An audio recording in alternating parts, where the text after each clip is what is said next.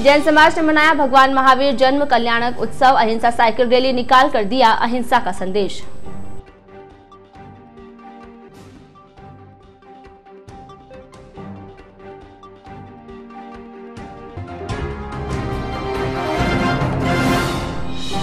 थोड़ी सी बरसात के साथ ही शहर में बरसी आफत। गहलोत कॉलोनी तथा छावनी अंडरपास में भरा पानी।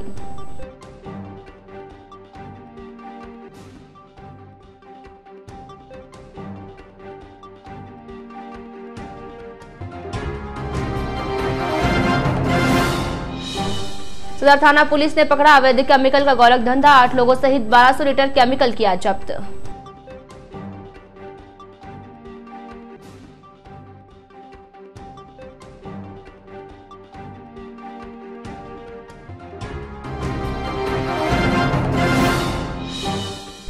और नगर परिषद की सीज कार्यवाही दूसरे दिन भी जारी। 30 दुकानों के साथ एक परिसर को किया सीज।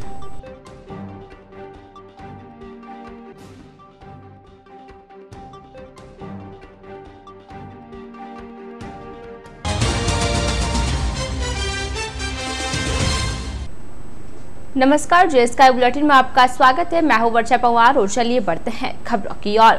भगवान महावीर जन्म कल्याण के अवसर पर श्री सकल जैन समाज तत्वावधान में मंगलवार को मेवाड़ी गेट बाहर स्थित श्री गुर्जर गौड़ छात्रावास से अहिंसा साइकिल रैली का भव्य आयोजन किया गया। रैली को सकल जैन समाज की बेटियों ने महामंत्र नवकार का जाप कर और जैन ध्वज दिखाकर प्रारंभ किया। रैली में भाग लेने वाले नौनिहालों ने भगवान महावीर के सिद्धांत अहिंसा का प्रचार प्रसार करना, पर्यावरण के प्रति जागरूकता फैलाना और स्वास्थ्य के प्रति चेतना जागृत करने का मुख्य उद्देश्य प्रसारित किया। अहिंसा साइकिल रैली मेवाड़ी गेट स्थित श्री गुर्जर गौड़ छात्रावास से प्रारंभ होकर बाबा रामदेव जी मंदिर से लोकाशाह नगर, जवाहर भवन से विनोद नगर, मुनोद कॉलोनी, नेहरू गेट से समता भवन, तेलियान चौपट से माल्यान चौपट, लोहरान चौपट से ओसवाल पंचायत नौहरे पर जाकर संपन्न हुई। अहिंसा साइकिल रैली का मार्ग में विभिन्न स्थानों पर पुष्प वर्षा कर सांप्रदायिक सौहार्द का परिचय दिया गया। रैली को सफल बनाने में मूर्ति पूजक युवक महासंघ, समता युवा संघ, जैन सोशल ग्रुप, जीतो यूथ विंग, प्राज्ञ युवक मंडल, तेरापंथ युवक परिषद, लोकाशाह नवयुवक मंडल, जैन गुरुकुल स्कूल और जैन समाज की अनेक संस्थाओं ने अपना सहयोग दिया। रैली में बड़ी संख्या में श्री सकल जैन समाज के सदस्य मौजूद थे।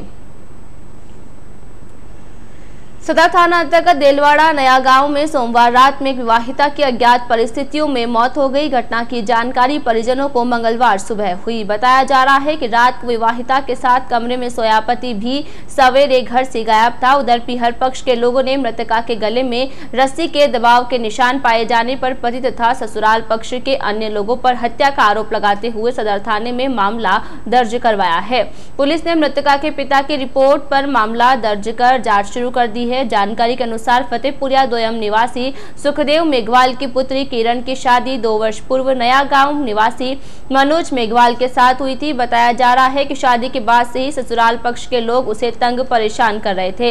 विगत दिनों से किरण अपने पीहर में थी। पीहर पक्ष के लोगों ने किरण को समझाया तथा 2 दिन पूर्व ही उसे ससुराल भेजा था। बताया जा रहा है कि सोमवार रात को किरण तथा उसका पति मनोज एक कमरे में सोए थे। मंगलवार सुबह जब मनोज के परिजन उठे लेकिन दोनों कमरे से बाहर नहीं आए तो कमरा खोलकर देखा तो पाया कि किरण बिल्कुल निढाल होकर पड़ी हुई है तथा मनोज कहीं पर भी नहीं है। घटना के बाद किरण के ससुराल पक्ष के लोगों ने मृतका के पिता सुखदेव को फोन कर नया गांव बुलाया। जानकारी मिलते ही सुखदेव नया गांव पहुंचा तथा किरण की हालत देखकर उसे लेकर राजकीय अमृतकोट चिकित्सालय पहुंचा, जहां पर चिकित्सकों ने उसका स्वास्थ्य परीक्षण करते हुए उसे मृत घोषित कर दिया। बताया जा रहा है कि किरण के गले में दबाने का निशान पाए गए हैं। उधर पीड़िता के पिता ने मनोज सहित उसके परिवार के अन्य लोगों पर उसकी पुत्री से दहेज की मांग को लेकर हत्या करने के आरोप में मामला दर्ज करवाया है। उधर अस्पताल पहुंचे प्रशिक्षु आरपीएस गिरधर सिंह ने मेडिकल बोर्ड से शव का पोस्टमार्टम करवाने के बाद लाश परिजनों के सुपुर्द की है।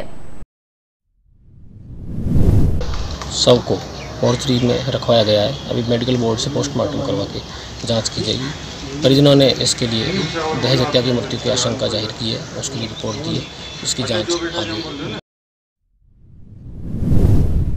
आज ससुराल नया गाँव कल भेजे और फिर रात को गलों बीच मार दी।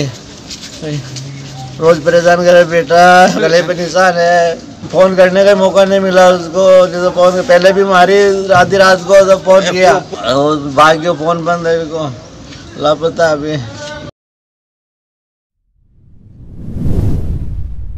डीडीआर अजमेर रविंद्र शर्मा ने सोमवार शाम को ब्यावर पहुंचकर छावनी रोड स्थित निर्माण कार्य का मौका मुआयना किया। इसके बाद उन्होंने परिषद आयुक्त राजेंद्र सिंह चांदावत से मुलाकात कर इस संबंध में जानकारी भी ली। मालूम हो कि नगर परिषद के कांग्रेस और निर्दलीय पार्षदों ने 4 मार्च को जयपुर में मुख्यमंत्री अशोक गहलोत से जयपुर में मुलाकात की थी। इसमें शहर में अनाधिकृत निर्माण को लेकर परिषद द्वारा की जा रही सीज कार्रवाई में डीएलबी द्वारा कार्रवाई को गलत ठहराते हुए सीज मुक्त कराने संबंधी कार्यवाही से अवगत कराया था। मुख्यमंत्री से मिलने वालों में पूर्व सभापति कमला दगदी, नेता प्रतिपक्ष दलपत राज मेवाड़ा आदि शामिल के दौरान पार्षदों ने आरोप लगाए थे कि डीएलबी अधिकारियों की ओर से इस संबंध में परिषद की कार्रवाई को नियम विरुद्ध मानते हुए कॉम्प्लेक्स को सीज मुक्त भी करने की चर्चा की। इस पर मुख्यमंत्री ने स्वायत्त शासन मंत्री शांतिलाल धारीवाल वे संपर्क कर उन्हें इस संबंध में जानकारी देने को कहा।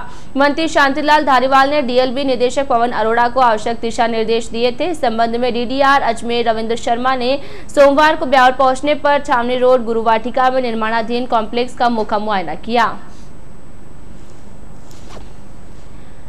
शहर में सोमवार शाम को धूल भरी आंधी के बाद थोड़ी सी बरसात शहर वासियों के लिए आफत लेकर आई। रुक रुक कर हुई बरसात के बाद शहर के छावनी सासी बस्ती तथा गहलोत कॉलोनी स्थित अंडरपास में पानी भर गया, जिसके कारण लोगों का वहां से निकलना मुश्किल हो गया। उधर आरयूबी में पानी भरने के बाद नगर परिषद की साफ सफाई व्यवस्था की भी पोल खुल गई। नालों की सफाई समय पर नहीं होने के कारण नालों का पानी ओवरफ्लो होकर अंडरब्रिज में भर गया, जिसके कारण वाहन चालकों के साथ साथ पैदल राहगीरों को भारी परेशानियों का सामना करना पड़ा। उधर छावनी सासी बस्ती तथा गहलोत कॉलोनी आरयूबी में पानी भर जाने के कारण यातायात का सारा दबाव मिल कॉलोनी वाले रास्ते पर डाटपट हुआ। लेकिन दुखद पहलू यह रहा कि उक्त फाटक के पास भी मोड़ पर एक बड़ा सा खड्डा होने के कारण वहां पर भी खड्डे में पानी भर गया, जिसके कारण वहां से भी लोगों का निकलना मुश्किल हो गया। रात से लेकर सुबह तक पानी कम नहीं हुआ, जिसके कारण सुबह सुबह जल्दी उठकर दूध बेचने वाले दूधियों तथा अखबार के वेंडर्स को वहां से निकलने में परेशानियों का सामना करना पड़ा। छोटे वाहन तो पानी के बीच जाकर बंद हो गए, जिनको बाहर निकालना भी दुष्कर हो गया। इसी प्रकार तीनों रास्तों से होकर सुबह सुबह परीक्षा देने जाने वाले छात्रों को भी पानी से होकर गुजरना पड़ा। उधर क्षेत्रवासियों की शिकायत पर सुबह नगर परिषद की जेसीबी मौके पर पहुंची, लेकिन पानी निकासी का रास्ता सही नहीं होने के कारण समस्या का समाधान नहीं हो सका। आसपास के क्षेत्रवासियों ने उक्त समस्या को लेकर नगर परिषद तथा डीडीएफसी को ठहराया है। क्षेत्रवासियों का आरोप है कि अगर थोड़ी सी बरसात में ही यह हालात है तो फिर बरसात के दिनों में क्या हालात होंगे, इसका अंदाजा सहज ही लगाया जा सकता है। क्षेत्रवासियों ने स्थानीय प्रशासन से उक्त समस्या को गंभीरता से लेते हुए बरसात से पूर्व इसका कोई उचित समाधान निकालने की अपील की है।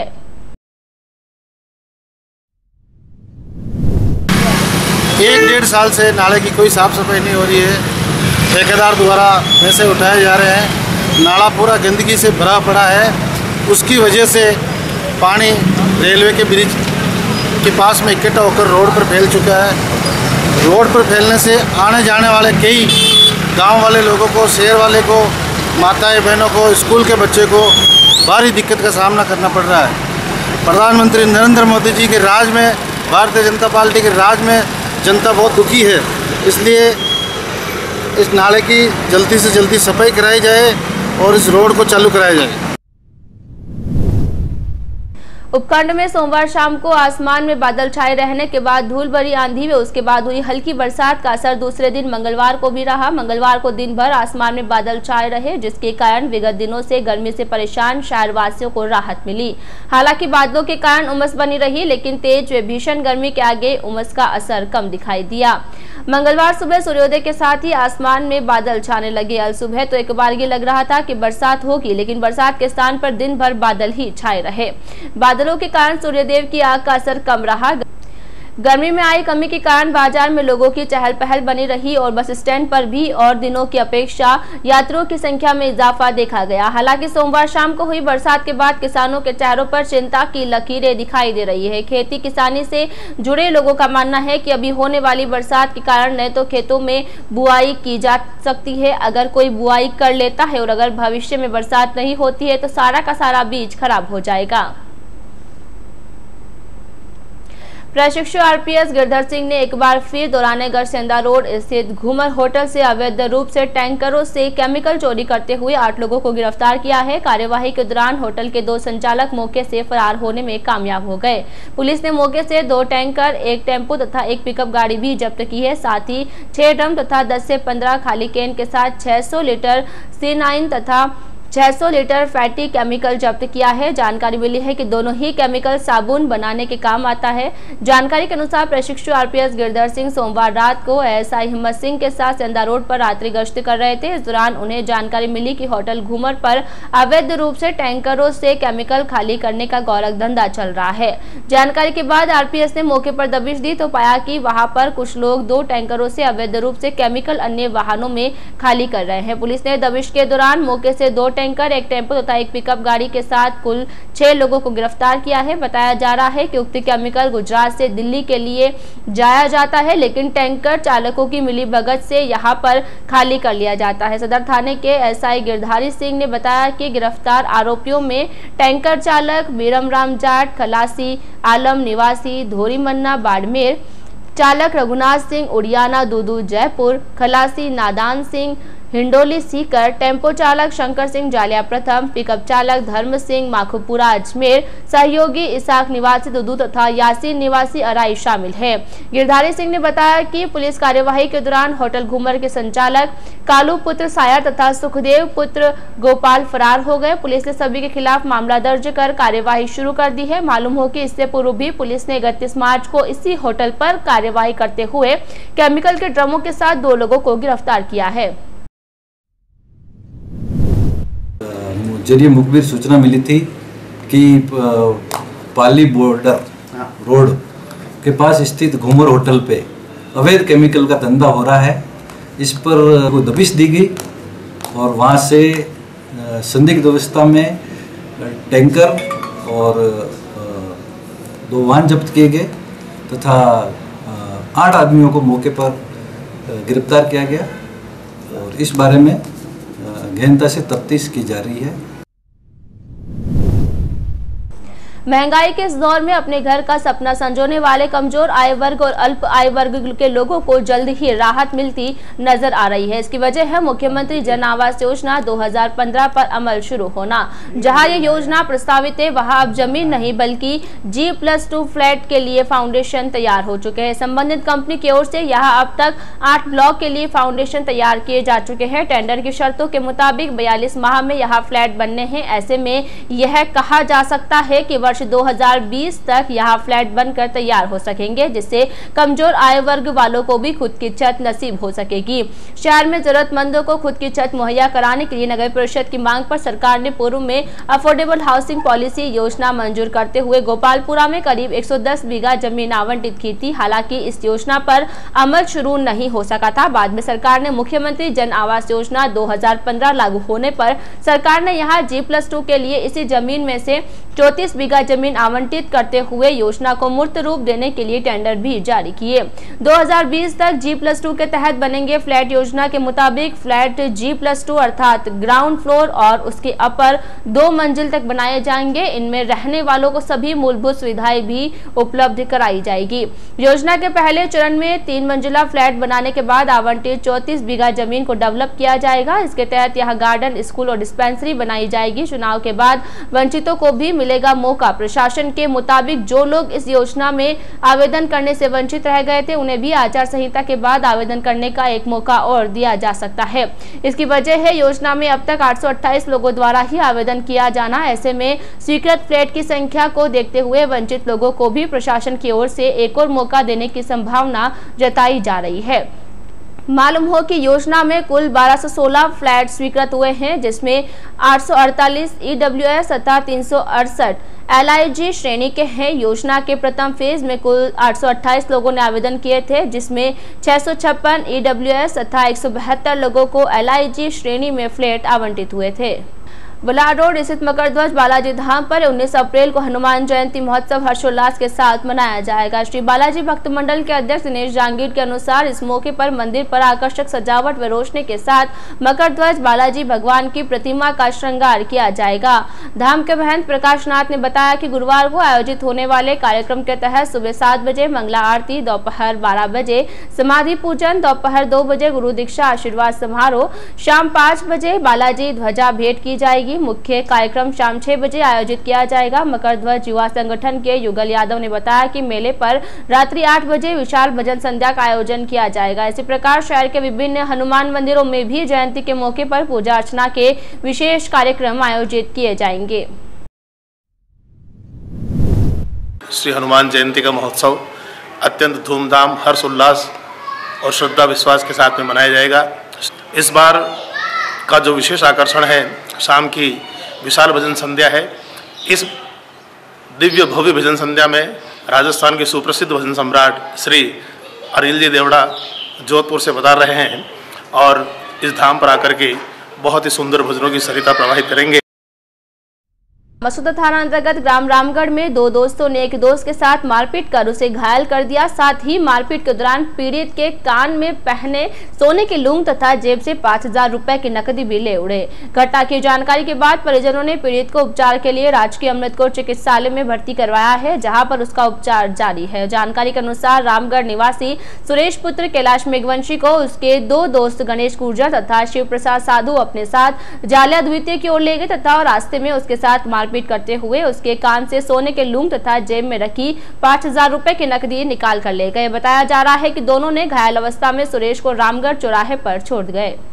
देश भर में शराब के कारण कई घर तबाह हो गए। प्रदेश में इसकी रोकथाम के लिए धरने प्रदर्शन भी होते रहे हैं। प्रदेश के कई जिलों में शराब की दुकानों को बंद करवाने के लिए धरने प्रदर्शन तथा महिलाओं की ओर से आंदोलन किए जा रहे हैं, लेकिन राज्य सरकार ने नए वित्तीय वर्ष में लॉटरी प्रक्रिया से शराब की दुकानें आवंटित करने की प्रक्रिया संपन्न कर दुकानें आवंटित भी कर दी। इस प्रक्रिया में सरकार ने धरने प्रदर्शन व आंदोलनों को दरकिनार कर दिया। सरकार ने लॉटरी प्रक्रिया से करोड़ों रुपए की राजस्व भी कमा लिया।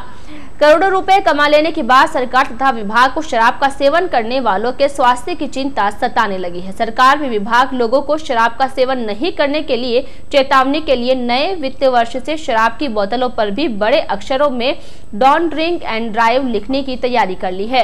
यह वैधानिक चेतावनी शराब पीना स्वास्थ्य के लिए हानिकारक के ठीक नीचे 3 mm की पॉइंट साइज में होगी। उत्पादकों को सभी तरह की शराब की बोतलों और पैकिंग पर अंकित करना होगा। इस संबंध में भारत में खाद्य सुरक्षा एवं मानक प्राधिकरण FSSAI ने गाइडलाइन जारी की है। विभाग का मानना है कि इस चेतावनी से शराब की लत में कमी आने की संभावना है। WHO ने भी ड्रिंक हेल्दी ड्रिंक लेस नाम से गाइडलाइन जारी की थी, जिसके बाद FSSAI ने भारत में ये दिशा निर्देश जारी किए। हालांकि तंबाकू और सिगरेट की तरह शराब की बोतलों पर भी दी गई चेतावनी के साथ कोई तस्वीर नहीं होगी। हालांकि अभी तक विभाग की ओर से दुकानों पर नया स्टॉक उपलब्ध नहीं करवाया गया है। अब तक केवल दुकानों पर पुराने स्टॉक की शराब ही बिक्री की जा रही है। नगर परिषद की टीम ने मंगलवार को दूसरे दिन भी सीज कार्रवाई जारी रखते हुए विभिन्न कॉम्प्लेक्स और भवनों पर कार्रवाई करते हुए 30 से अधिक दुकानें सीज की। नगर परिषद आयुक्त के निर्देश पर राजस्व अधिकारी विकास कुमावत के नेतृत्व में की गई कार्रवाई के दौरान शहर के सूरजपुल गेट, मालियान हताई के पास डूंगर सिंह साखला पुत्र शंकरलाल साखला की 30 दुकानों को आगामी 90 दिनों के लिए सीज किया गया। इसी प्रकार के गढ़ीथोरियान हाउसिंग बोर्ड रोड स्थित आर्य कॉलोनी निवासी उमेश सिंह पुत्र लक्ष्मीचंद टाक के निर्माणाधीन परिसर को भी आगामी 90 दिनों के लिए सीज कर दिया। परिषद के राजस्व अधिकारी विकास कुमावत ने बताया कि उक्त कार्य बिना निर्माण स्वीकृति के ही किया जा रहा था। नगर परिषद प्रशासन ने उक्त निर्माण को लेकर पूर्व में नोटिस जारी किया था, लेकिन निर्माणकर्ता की ओर से इसकी पालना नहीं करने पर परिषद प्रशासन ने राजस्थान नगर पालिका अधिनियम 2009 की धारा 166, 169 एवं 194 की शक्तियों का प्रयोग करते हुए उक्त कार्यवाही को अंजाम दिया गया है। मालूम हो कि एक दिन पहले सोमवार को पार्षदों ने आयुक्त राजेंद्र सिंह चांदावत के समक्ष उनके कक्ष में धरने पर बैठकर इस बात पर नाराजगी जताई थी कि परिषद प्रशासन को शहर में अनाधिकृत निर्माण की सूची सौंपने के बाद भी वह सभी जगह काम करने के बजाय टालमटोली कर रही है। इस पर सोमवार शाम को ही परिषद टीम ने कार्रवाई शुरू करते हुए 25 दुकानें सीज की। आयुक्त राजेंद्र सिंह चांदावत ने राजस्व अधिकारी विकास कुमावत और अतिक्रमण शाखा प्रभारी मोहिंद्र फुलवारी को इस संबंध में शेष जगह भी जल्द ही कार्रवाई के निर्देश दिए। इस पर मंगलवार मंगलवार को भी टीम ने कार्रवाई शुरू करते हुए माल्यान हटाई तथा आर्य कॉलोनी में कार्यवाही को अंजाम दिया है।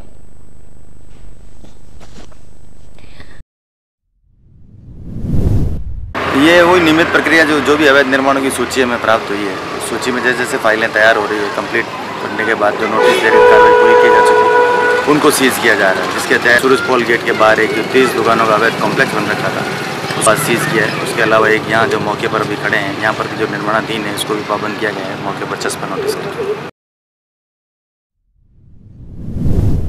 स्वीप प्रकोष्ठ ब्यावर की ओर से लोकसभा चुनाव में 100% मतदान के लिए नवाचार किए जा रहे हैं। इसी क्रम में मंगलवार को स्वीप प्रकोष्ठ की ओर से उपखंड स्तरीय विशाल दुपहिया वाहन रैली का आयोजन किया गया।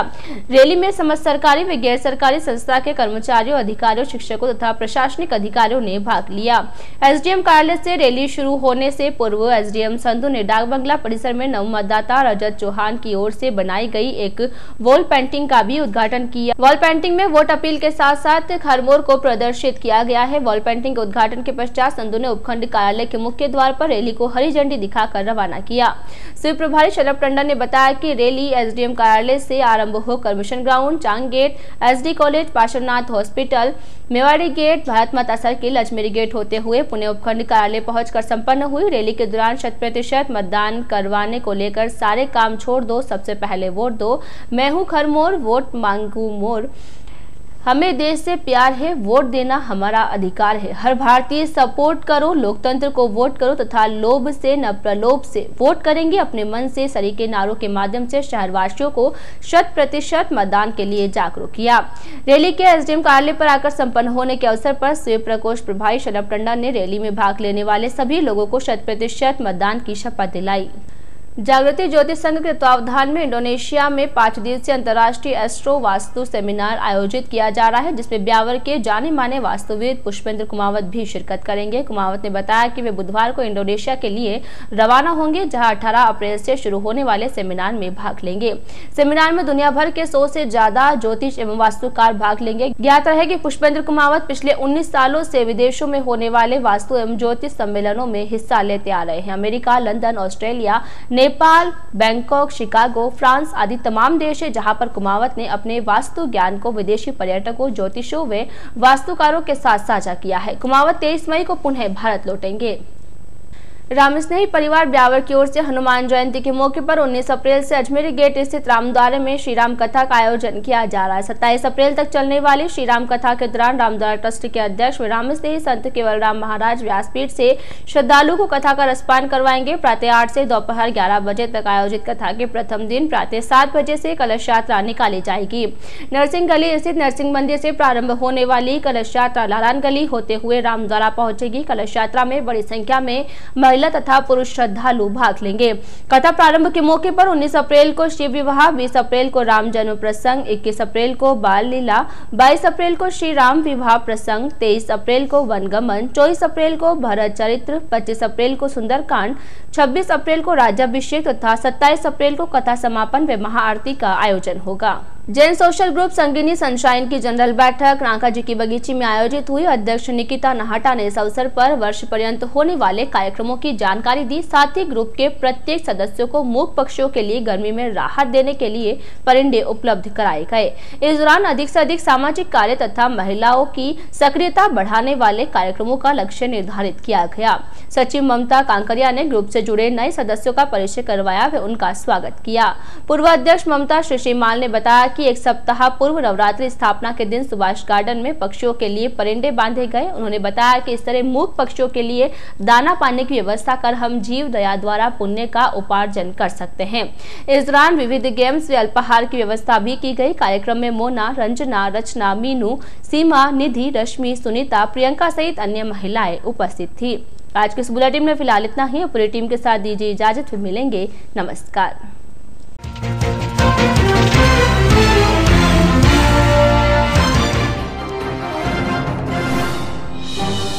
जैन समाज ने मनाया भगवान महावीर जन्म कल्याणक उत्सव। अहिंसा साइकिल रैली निकाल कर दिया अहिंसा का संदेश।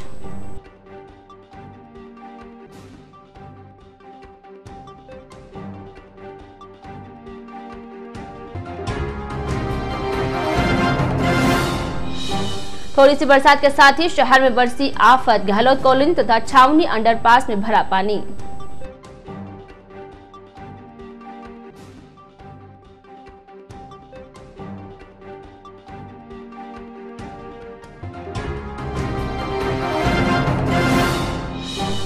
सदर थाना पुलिस ने पकड़ा अवैध केमिकल का गोरख धंधा। 8 लोगों सहित 1200 लीटर केमिकल किया जब्त।